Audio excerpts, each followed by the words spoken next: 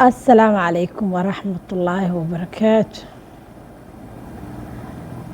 dhammaan asxaabta aad idin salaamaya. caafimaadkiina ka sheekeeya see tihiin.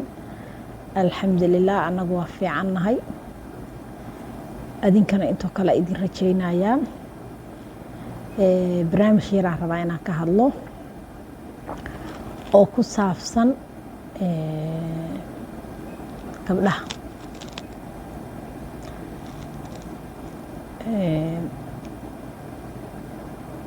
gabdhaha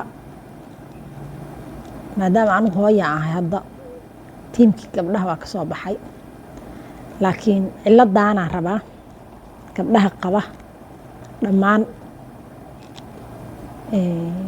gabdhaha markay guursadaan maxay kalsoonidu uga dhuntaa?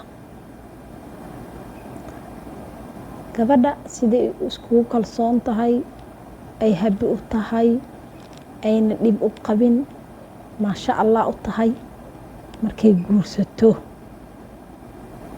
kalsoonida dhan maxay uga dhuntaa? taas horta gabdhahan weydiinayaa, hadda kuwa guursaday oo hadda guurka cusub ku jira iyo kuwa hadda guursanaya. dhammaan kuwa hadda guursanaya weli wadada markay cagta saaraan ayagana kalsooni darrada ku dhacaysaa. gabadhii waa lasoo guursaday, wiilkan waa sheekaysteen, waqti dheer ay sheekaysanayeen. sheeka kabacdi waa la isfahmay, aroosaa la dhigtay, meelaa la degay, reeraa la igleelay. habeenkaas reerka la igleelo oo meel la dego oo noloshii farxadda ku bilaaban lahayd oo deganaanshaha ku bilaaban lahayd baa horta murugo ku bilaabane, iyo xanaaq iyo kalsooni darro. waxay bilaabaysaa intuu maqanya inay wacdo taleefonkiisa, hadduu biisi noqdo inay su-aalo badan ka weydiiso. muxuu taleefonkaaga biisi u ahaa? yaa la hadlaysay? guriga markuu yimaado inay taleefonkiisi baarto. haddii xitaa uu u diido oo baasweerka aysa aqoonin, halkaasay bugleeda kalsooni darrada intii u xumeed ku dhacaysaa.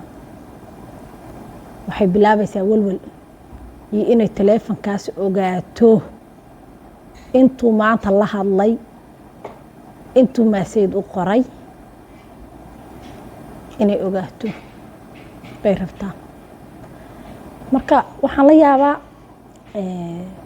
maxaa keenaya kalsooni darradaas? qofku inuu isku kalsoonaado aaday muhiim u tahay, kalsooniduna aaday cajiib u tahay. aaday u fiican tahay qofku inuu naftiisa ku kalsoonaado oo kalsooni aad uu isku qabo. waayo qofkan shalaba bannaanka kala joogteen, isku meel maada deganaynina, islama noolaynina, ma taleefonkiisa waxa soo galay waxa ka baxa ma aada ogaan jirin. way maanta u baaraysaa taleefonkiisa. qof dhammaystiran baa ilaahay kaa dhiga, oo dhammaystiran, oo ilaahay dhammaystiray. ximin kuma la'a, ilma li'id, oof ma li'id. markaa guriga soo gashay ee gurigan aad ku heshiiseen, aad iskugu timaadeen, inaad taleefonkiisa baarta maxaa ku geliya? soo ma ogid markaa qof ku mashquushay taleefonkiisa waxa soo wacay, waxa uu la hadlay, inaad adiga noqotay qof nusqaan ah. nusqaannimaduba halkaasay horta ka bilaabataa. gabdhaha nusqaannimadooda halkaasay ka bilaabataa. waayo waa isbahdish. qofkan qof sinan baa tihiin, adiga taleefonkaaga ma lagu mashquulaa? ma la baaraa? maanta xaggee taagna? haddii xitaa adoo biisiya lagu soo waca yaa la hadlaysa ma lagu yiraahdo? laguma yiraahdo. waayo ugu mashquulaysaa ulaada xaggee taagna, xaggee u socotay, qofkan yuu ahaa kula soo hadlo. lambaraa magaca ku qornay waa la weydiinaa, magaca lambarkan yuu ahaa.